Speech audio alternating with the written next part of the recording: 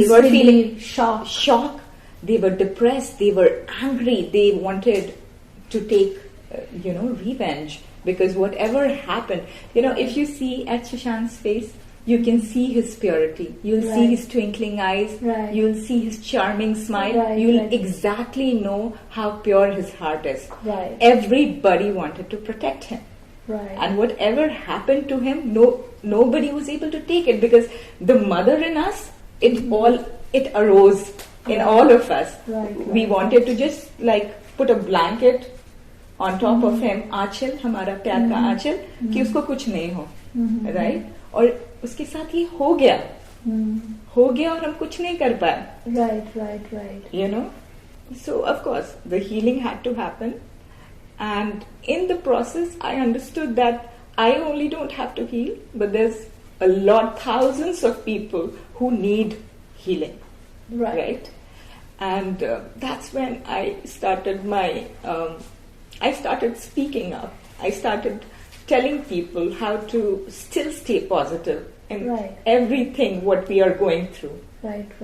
What was the hardest thing to conquer? The hardest thing to conquer was that we never found any closure. We don't still know what happened. Yeah. So when you don't know what has happened, you cannot close that chapter now. You cannot really heal. But what I say to myself and to everyone, I believe in God. And I know God is there. And I know He'll do the justice. If something wrong has happened. Yeah. But I remember how beautifully you told me the other day, and we can, talk the positive side of it. And you told me, Ina, I want to do things to keep him alive in all of us. Yes. We want to do things that will make him present. Yes. We can all feel him. And that's exactly what we are doing, right? Yes. We chosen our theme of this year to be Kedarnath. And I know he was very fond of Kedarnath. And you will not even believe if I tell you that this was just surreal. It happened. We did not think of you or Sushant, but the idea of our theme to be Kedarnath happened besides all of this. And then we connected the dots, and then we knew that Ma Durga must have directed us in this direction. I cannot believe how numb we all felt in the team that, we have Kedarnath, we have Shweta, we want Sushant to be alive in all of us. And this just all came together, and it was not even planned. So somebody planned it somewhere, and we just executed it. Yes, and it just happened like that. So tell us more about what are the little things and the big things, of course, that you want to do, keeping Sushant in mind so that he is still with all of us. And Anna, I totally believe what you're saying is the higher force organized this so that He is there with us, celebrating with us, right? So I totally believe that. Yeah. There were so many things I wanted to do. He had so many dreams, right? I don't know how many we would be able to fulfill, but I would want us to work on each and every one of them, and try to do something He wanted to do a lot of social work, do something for the kids, for children, right? He wanted to do something for women, right? And he wanted to make a biography on Vivekananda. Oh my God! Yeah, Swami Vivekananda. Yeah, Swami Vivekananda is my personal favorite. Do you remember your last conversation with Sushant? Last conversation with Sushant. Yes, I do remember. What was it like? The four sisters, we were all, we used to always gather together every week, and we would discuss Aparokshanubhuti. I don't know if you know it. What does that mean? Aparokshanubhuti is like a Vedantic text, introduction to Vedanta, and we would discuss that, and it's about how we are consciousness and we are not the body, mind, and this identity. We were discussing that, and Ruby Dee was there at Bhai's place at that time. And then she showed Bhai also, like, he was there. He said hi, he gave me a flying kiss. But there was a certain amount of restlessness in him. I saw that. I saw the restlessness. And he was not completely at peace. So I noticed that. And somehow that made me cry. Like when I came down after the whole call, when I came down to my family, to Vishal and Freja and Nirvan, I started crying. Somehow I felt something is not all right. Because you have very strong intuition. And you won't believe, on 11th of June, I'm writing to him that, Bhai, please come here and come to US. Meet me here. You be with me, we'll go for hikes, we'll play, we won't I won't tell anybody that you're here so that you can stay protected in a way, right? It was COVID time and stuff.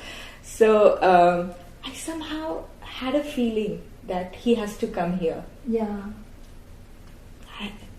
I know you do have a very strong intuition. Yeah. That night, you won't believe again, before going to bed, it was 10 o'clock, and I was talking to Vishal, and somehow I was lying down on the bed, and somehow I was thinking, what is death? Why people die? Where do they go after death? Until the time I didn't make my mind that what exactly happens after that, there is nothing. It's like changing of clothes. It's, in Bhagavad Gita it's told, right? You change your cloth, you get a new one, right? It's just changing of clothes. You're not going anywhere, right? Right. And it's a journey of soul till the time the evolution. Through this evolution, you get to the perfection. And the perfection is self-actualization. You go through this journey. Nobody goes anywhere. Your essence is always here. Till the time I made terms with that, I was not able to sleep. And that night, 1:30. So it was 10 o'clock, and at 1:30, I got to know this. Oh my when God. 1:30 in the night. 1:30 at night. Oh my God. 1:30 a.m. here. Okay. Pacific Standard Time. Right. Yeah. Now, if I were to tell you about my own understanding of life, death, us in this world, our purpose and all, I would define it as we come over here, whatever we do, the smallest of creature and the biggest of creatures, all of them add something to this world. When we leave, that stays, that's eternal, that never goes anywhere. Like Sushant, whatever he did in the world will stay forever. Yes. His body may not be there. We may not be able to see him. We may not be able to touch him. But what he did is there. I mean, his love, his warmth, his feelings, that's eternal. That's going to be there forever. Whether I'm there, the next person, they will all know what he has done. So that is, to me, very powerful. Very powerful. So when you do something and you make a change, or you strive towards influencing people, or contributing to other people, you do something that stays forever. And I think he is going to be there forever. And that was his purpose. Yeah, I totally feel that too. And sometimes you feel them closer to you. They're gone, and that's when you think about them every day.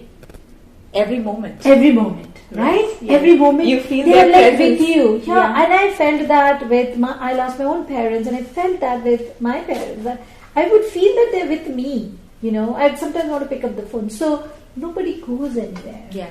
They're all here. Their contribution, their soul, their love, warmth, everything is here. I mean, we just have to feel it, and we just have to sort of absorb it. And I know you're writing a book, right? Tell me a little bit more about that book. What got you triggered to writing the book?